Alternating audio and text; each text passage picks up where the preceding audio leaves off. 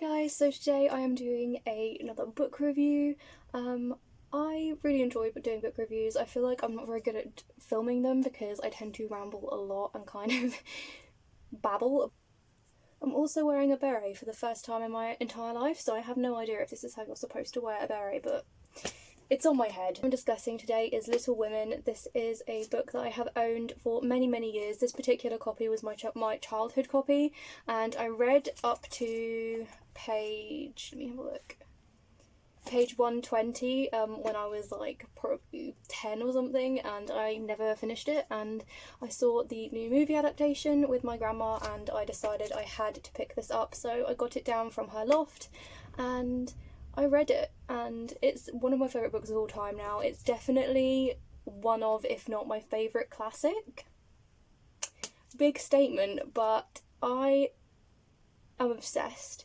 I'm actually seeing the movie adaptation again later today because I adore it so much, and I think watching the movie definitely obviously encouraged me to read this, and it definitely impacted the way I feel about this book. But yeah, so for those of you guys that do not know what Little Women is about, it is set in the 1800s in America. It deals with a lot of different aspects, and we basically follow a family of 4 girls and their mother living at their home, trying to deal with growing up, with life in general. Their father is away in the war, he's in the military, and they're dealing with being away from him, with having to deal with, you know, living alone with their mother, and just life generally. There's no real way to explain what this book is about other than that. We follow Jo mainly. She is, I would say, the main character, even though we do follow all 4 of the girls. Meg is the eldest. She's very materialistic at the beginning of the book. She definitely wants the finer things in life, so values romantic love, she values friendship, she values a lot of important and non-materialistic things as well. So we see her change from the beginning of the novel to the end of the novel and develop a lot as a young woman. Jo is the second eldest. She is definitely my favourite character. I can't explain how much Jo's character means to me.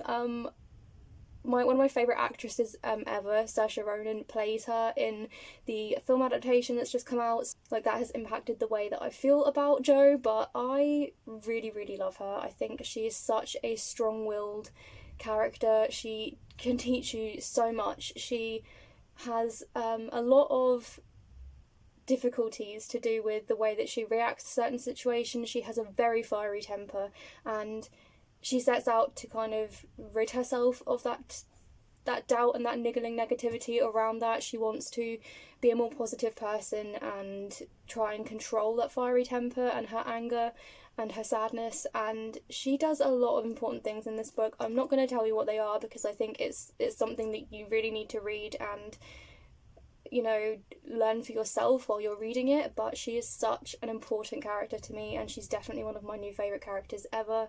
As I just can't. She's amazing. So then we have Beth. Beth is the good-natured, sweet, quiet, mature sister. She is very selfless. She thinks of others. She's always trying to help people. She's always trying to make other people better and putting other people first. She's such a lovely character. You can tell that she just really values family and friendship. She's very shy, but she's also very understanding, and I think that's what makes people love her so much. And then we also have Amy, who is the baby of the family. She's very feisty and strong-willed, but she's also quite immature. She needs to develop into a young woman, as she does at the end of this book, and kind of learn how to control herself and her emotions in this state of affairs that she finds herself in. One of my favourite things about this book is the fact that you see these situations occur and you get to see the way that the 4 different girls handle it so uniquely and so differently from each other. I think it's such a clever way to write the book because in a lot of ways the things that happen to them aren't crazy, you know, they're very, I guess, normal things to happen to girls of this time. But I think seeing the way that they they handle these things so differently is such an important message, and it's such an interesting thing to read about. There are 2 parts to this book which I didn't know before. Good Wives is the second part, so I need to get that and read that and finish the story, but there's also Little Men and Joe's Boys, which I need to also read. But I just think this book is magnificent. If you haven't read it already and you like classics, definitely pick it up. As you can see, I heavily tabbed this book. There are all manner of things in here that are just, it's just so important to me, and it's a book that I think I'm going to be rereading so many times and getting something different from every single time I read it, because it's just one of those books that has so many important messages to it, and I just love it. So let me know if you guys have read Little Women, if you liked it, what you liked best about it, if you agree with any of my thoughts. Let me know also if you've seen the recent film adaptation and what you thought of that, because as I said, I'm seeing it again. I would see it every day if I could, because I just think it's incredible, and I'm so glad that it got nominated for so many awards, and I will be furious if it doesn't win any, because it deserves it, well and truly. But yeah, I hope you guys enjoyed this video. Thank you so much for watching. If you want to see future videos from me, make sure you subscribe down below and you will see my next videos. I have a lot of bookish content coming up for you. I've done a lot of planning over the new year and kind of getting my videos scheduled. But yeah, I hope you guys enjoyed this video. Thank you so much for watching, and you'll see me in the next one. Bye guys!